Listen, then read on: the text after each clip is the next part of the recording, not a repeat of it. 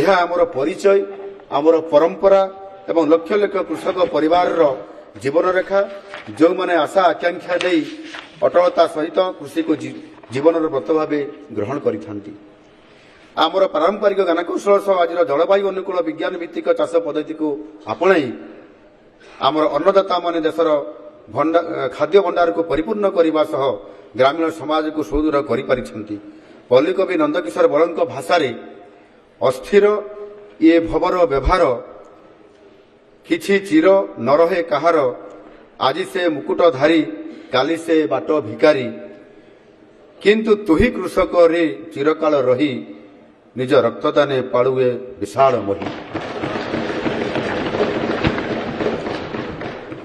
ଜୟ ଯବାନ, ଜୟ କିଷାନ, ଜୟ ବିଜ୍ଞାନ ଭାବନାରେ ପରିଚାଳିତ ହୋଇ ଆମର କୃଷକମାନେ 61,80,000 ହେକ୍ଟର ଜମି ଚାଷ କରି ସେମାନଙ୍କର କଠିନ ପରିଶ୍ରମ ଏବଂ ନିଷ୍ଠା ସହିତ ଗ୍ରାମୀଣ ଅର୍ଥନୀତିକୁ ବଜାୟ ରଖିବାରେ ରାଜ୍ୟ ଅର୍ଥନୀତିକୁ ସୁଦୃଢ଼ ରଖିଛନ୍ତି। କୃଷକଙ୍କର ଆୟ ବୃଦ୍ଧିକୁ ସୁନିଶ୍ଚିତ କରି ସେମାନଙ୍କୁ ଅର୍ଥନୈତିକ ମୁଖ୍ୟ ସ୍ରୋତରେ ଦୃଢ଼ ଭାବରେ ସାମିଲ କରିବା ପାଇଁ ଏକ ନିର୍ଣ୍ଣାୟକ ଏବଂ ଐତିହାସିକ ପଦକ୍ଷେପ ସ୍ୱରୂପ ଆମ ସରକାର କୃଷକ ସମୃଦ୍ଧ ଯୋଜନାର ଶୁଭାରମ୍ଭ କରିଛନ୍ତି, ଯାହା ଅଧୀନରେ କ୍ୱିଣ୍ଟାଲ ପିଛା 3100 ଟଙ୍କା ମୂଲ୍ୟରେ ଧାନ କ୍ରୟର ସୁବିଧା ଯୋଗାଇ ଦିଆଯାଉଛି। ଏପରି ଗୁରୁତ୍ୱପୂର୍ଣ୍ଣ କୃଷି ଅନୁକୂଳ ସଂସ୍କାର ପ୍ରତି ଆମର ଅଦମ୍ୟ ପ୍ରତିବଦ୍ଧତାକୁ ଦୋହରାଇ 2026-27 ଆର୍ଥିକ ବର୍ଷ ପାଇଁ ଏହି ଯୋଜନା ଅଧୀନରେ 6,088 କୋଟି ଟଙ୍କାର ପ୍ରସ୍ତାବ ରଖାଯାଇଛି। ଚାଷୀମାନଙ୍କୁ ସମୟୋଚିତ ପୈଠ ଏବଂ ଧାନ ସଂଗ୍ରହ ପ୍ରକ୍ରିୟା ପାଇଁ ମୁଁ ଖାଦ୍ୟ ଯୋଗାଣ ଓ ଖାଉଟି କଲ୍ୟାଣ ବିଭାଗ ଅଧୀନରେ 5,000 କୋଟି ଟଙ୍କାର ଏକ ଆବର୍ତ୍ତନ ପାଣ୍ଠି ରିଭଲଭିଂ ଫଣ୍ଡ ଗଠନ କରିବାକୁ ପ୍ରସ୍ତାବ ଦେଉଛି। ସାର୍ବଜନୀନ ବଣ୍ଟନ ବ୍ୟବସ୍ଥାରେ କ୍ଷତି ହ୍ରାସ କରିବା ଏବଂ ବିତରଣ ବ୍ୟବସ୍ଥାକୁ ସୁଦୃଢ଼ କରିବାରେ ବୈଜ୍ଞାନିକ ଭଣ୍ଡାରଣର ଭୂମିକା ଅତ୍ୟନ୍ତ ଗୁରୁତ୍ୱପୂର୍ଣ୍ଣ। ଏହି ଦୃଷ୍ଟିକୋଣରୁ ଆମ ସରକାରଙ୍କ ଦ୍ୱାରା କରାଯାଇଥିବା ଏକ ବ୍ୟାପକ ବିଶ୍ଳେଷଣକୁ ଆଧାର କରି ରାଜ୍ୟରେ ଆସନ୍ତା 3 ବର୍ଷ ମଧ୍ୟରେ ପ୍ରାୟ 11 ଲକ୍ଷ ମେଟ୍ରିକ୍ ଟନ୍ ବିଶିଷ୍ଟ ଆଧୁନିକ ଗୋଦାମ ନିର୍ମାଣ କରାଯିବାର ପ୍ରସ୍ତାବ ରହିଛି।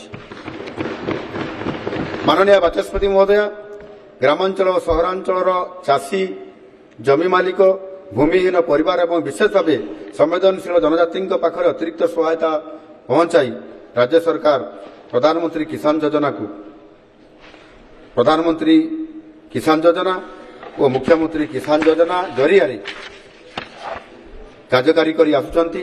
2025-26 ବର୍ଷରେ 3,236 ଜଣ ପିଭିଟିଜି ଚାଷୀ, 31,595 ଜଣ ସହରାଞ୍ଚଳ ଚାଷୀ ଏବଂ 39,239 ଜଣ ଭୂମିହୀନ ଚାଷୀ ପରିବାର ସମେତ 51,56,000 କୃଷକଙ୍କର ନିକଟରେ ଏହି ସହାୟତା ପହଞ୍ଚି ପାରିଛି। ଏହି ପ୍ରମୁଖ ଯୋଜନାକୁ ଅଧିକ ପ୍ରଭାବଶାଳୀ କରିବା ପାଇଁ 2026-27 ଆର୍ଥିକ ବର୍ଷରେ 2,030 କୋଟି ଟଙ୍କାର ପ୍ରସ୍ତାବ ରହିଛି। ମାଣ୍ଡିଆ ଭଳି ଜଳବାୟୁ ସହନଶୀଳ ଏବଂ ପୁଷ୍ଟିକର ଶସ୍ୟକୁ ପୁନର୍ଜୀବିତ କରି ପୁଷ୍ଟିକର ଖାଦ୍ୟ ସୁରକ୍ଷା ଯୋଗାଇବା ପାଇଁ ଶ୍ରୀ ଅନ୍ନ ଅଭିଯାନ ପାଇଁ 2026-27 ଆର୍ଥିକ ବର୍ଷରେ 400 କୋଟି ଟଙ୍କାର ବ୍ୟବସ୍ଥା ରହିଛି। ମାନନୀୟ ବାଚସ୍ପତି ମହୋଦୟ, ଧାନ ଉପରେ ଅତ୍ୟଧିକ ନିର୍ଭରଶୀଳତାକୁ ହ୍ରାସ କରିବା ଉଦ୍ଦେଶ୍ୟରେ ଜଳବାୟୁ ସହନଶୀଳ କୃଷିକୁ ପ୍ରାଥମିକତା ଦେଇ ବିଭିନ୍ନ କିସମର ଡାଲି, ତୈଳବୀଜ ଏବଂ ଦେଶୀ ସୁଗନ୍ଧିତ ଓ ଅଣସୁଗନ୍ଧିତ ଧାନ ଚାଷକୁ ପ୍ରୋତ୍ସାହିତ କରାଯାଉଅଛି। ଏଥିଲାଗି ବୃହତ୍ ଉଠା ଜଳସେଚନ ପ୍ରକଳ୍ପ ଅଞ୍ଚଳରେ ସେ ଫସଲ ବିବିଧକରଣ କାର୍ଯ୍ୟକ୍ରମ, ସ୍ୱଦେଶୀ ପ୍ରଜାତିର ଧାନକୁ ପ୍ରୋତ୍ସାହନ ଏବଂ ଅମଳ ପରବର୍ତ୍ତୀ ଧାନ ପଡ଼ିଆର ବ୍ୟାପକ ପରିଚାଳନା ଆଦି ପଦକ୍ଷେପ ପାଇଁ 2026-27 ଆର୍ଥିକ ବର୍ଷରେ ମୋଟ 469 କୋଟି ଟଙ୍କାର ବ୍ୟୟବରାଦ ରହିଛି। ଦୀର୍ଘସ୍ଥାୟୀ ଜୀବିକା ନିର୍ବାହ ପାଇଁ ଉଚ୍ଚ ମୂଲ୍ୟଯୁକ୍ତ ବାଣିଜ୍ୟ ଉପଯୋଗୀ ଏବଂ ଜୈବିକ ଚାଷର ସୁପରିଚାଳନା କରି 6ଟି ଜିଲ୍ଲାରେ କଫି ଚାଷ ପାଇଁ 150 କୋଟି ଟଙ୍କାର ପ୍ରସ୍ତାବ ରହିଥିବା ବେଳେ ପ୍ରଯୁକ୍ତି ବିଦ୍ୟା ଦ୍ୱାରା ଉନ୍ନତ ଆଖୁ ଚାଷ ନିମନ୍ତେ 27 କୋଟି ଟଙ୍କା ଏବଂ ବଳଭଦ୍ର ଜୈବିକ ଚାଷ ମିଶନ ନିମନ୍ତେ 28 କୋଟି ଟଙ୍କାର ପ୍ରସ୍ତାବ ରହିଛି। ଓଡ଼ିଶାରେ କୃଷି ଜୈବିକ ବିବିଧତା ଏବଂ ପାରମ୍ପରିକ ଖାଦ୍ୟ ପ୍ରଣାଳୀର ସମୃଦ୍ଧି ଓ ପୁନରୁଦ୍ଧାର ପାଇଁ ଆମ ସରକାର ଚଳିତ ଆର୍ଥିକ ବର୍ଷରେ ଓଡ଼ିଶାରେ ବିସ୍ତୃତ ଖାଦ୍ୟ ଅବହେଳିତ ଶସ୍ୟର ପୁନରୁଦ୍ଧାର ଯୋଜନା ଆରମ୍ଭ କରିଛନ୍ତି, ଯାହା ପାଇଁ 2026-27 ଆର୍ଥିକ ବର୍ଷ ନିମନ୍ତେ 55 କୋଟି ଟଙ୍କାର ପ୍ରସ୍ତାବ ରହିଛି। କୃଷି ଉପକରଣର ଲୋକପ୍ରିୟତା ଯୋଜନା ଅଧୀନରେ କୃଷି ଯାନ୍ତ୍ରିକରଣ ନିମନ୍ତେ 400 କୋଟି ଟଙ୍କା ବ୍ୟୟବରାଦର ପ୍ରସ୍ତାବ ରହିଛି। କୃଷି ଉଦ୍ୟୋଗିକତା ଏବଂ ଗ୍ରାମୀଣ ଜୀବିକାର ସଶକ୍ତିକରଣ ପାଇଁ ରାଜ୍ୟ କୃଷି ନୀତିରେ କୃଷି ଉଦ୍ୟୋଗ ଏବଂ କୃଷି ସେବା କେନ୍ଦ୍ରଗୁଡ଼ିକୁ ପୁଞ୍ଜି ନିବେଶ ସହାୟତା ବାବଦକୁ 441 କୋଟି ଟଙ୍କାର ପ୍ରସ୍ତାବ ରଖାଯାଇଥିବା ବେଳେ ନୂତନ ଶୀତଳ ଭଣ୍ଡାର ନୀତିରେ ଅମଳ ପରବର୍ତ୍ତୀ ଭିତ୍ତିଭୂମିକୁ ମଜବୁତ କରିବା ଉଦ୍ଦେଶ୍ୟରେ 63 କୋଟି ଟଙ୍କାର ପ୍ରସ୍ତାବ ରହିଛି। ନାରୀ ଶକ୍ତି ସମାଜର ଶକ୍ତି ଏହି ଆହ୍ୱାନରେ ପ୍ରେରିତ ହୋଇ ଆମ ସରକାର ଉଦ୍ୟୋଗୀକରଣ ଏବଂ ଗ୍ରାମାଞ୍ଚଳ ସ୍ଥାୟୀ ଜୀବିକାରେ ମହିଳା ସ୍ୱୟଂସହାୟକ ଗୋଷ୍ଠୀଗୁଡ଼ିକର ଭୂମିକାକୁ ପ୍ରାଥମିକତା ଦେଇ ଆସୁଅଛନ୍ତି। 2026-26 ଆର୍ଥିକ ବର୍ଷରେ ମହିଳା ସ୍ୱୟଂସହାୟକ ଗୋଷ୍ଠୀମାନଙ୍କର ଦ୍ୱାରା ହେବାକୁ ଥିବା ଫୁଲ ଓ ଛତୁ ଚାଷ ବାବଦକୁ 57 କୋଟି ଟଙ୍କା ବ୍ୟୟବରାଦ ପ୍ରସ୍ତାବ ରହିଛି।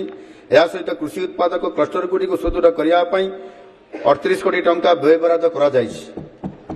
ଉଦ୍ୟାନ କୃଷିରେ ଫସଲ ନିର୍ଦ୍ଦିଷ୍ଟ କ୍ଲଷ୍ଟରଗୁଡ଼ିକୁ ପ୍ରୋତ୍ସାହିତ କରିବା ପାଇଁ ସ୍ୱତନ୍ତ୍ର ଉଦ୍ୟାନ କୃଷି ଫସଲ ନିର୍ଦ୍ଦିଷ୍ଟ ଯୋଜନା, ମସଲା ମିଶନ ସମେତ ଆଳୁ ଚାଷର ଉନ୍ନୟନ ଏବଂ ଉଦ୍ୟାନ କୃଷି ମିଶନ ପ୍ଲସ୍ ମାଧ୍ୟମରେ କ୍ଷେତ୍ରଫଳ ବିସ୍ତାର, ମୂଲ୍ୟ ଶୃଙ୍ଖଳକୁ ସୁଦୃଢ଼ କରିବା, ଅମଳ ପରବର୍ତ୍ତୀ ପରିଚାଳନା ଏବଂ ବଜାର ସଂଯୋଗକୁ ବୃଦ୍ଧି କରାଯାଉଛି।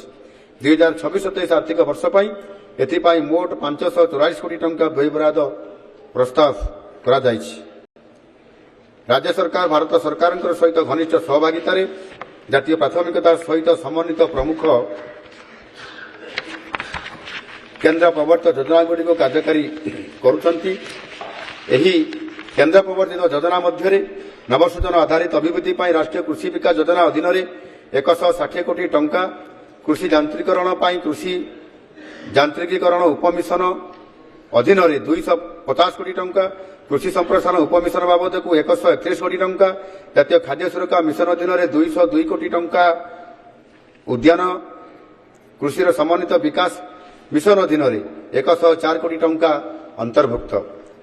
ପ୍ରଧାନମନ୍ତ୍ରୀ କୃଷି Sinchayee Yojana PMKSY per drop more crop PMKSY PDMC ସହିତ ଅନ୍ୟାନ୍ୟ ଯୋଜନାରେ ସମର୍ଥନରେ ଏହି ପଦକ୍ଷେପଗୁଡ଼ିକ ଓଡ଼ିଶାରେ ସ୍ଥାୟୀ ପ୍ରଯୁକ୍ତି ନିର୍ଭର ଓ କୃଷକ କେନ୍ଦ୍ରିତ କୃଷି ଅଭିବୃଦ୍ଧିକୁ ପ୍ରୋତ୍ସାହନ ଦେବା ପାଇଁ କେନ୍ଦ୍ର ରାଜ୍ୟ ସମନ୍ୱୟର ଦୃଢ଼ ପ୍ରତିବଦ୍ଧତାକୁ ପ୍ରତିଫଳିତ କରୁଛି।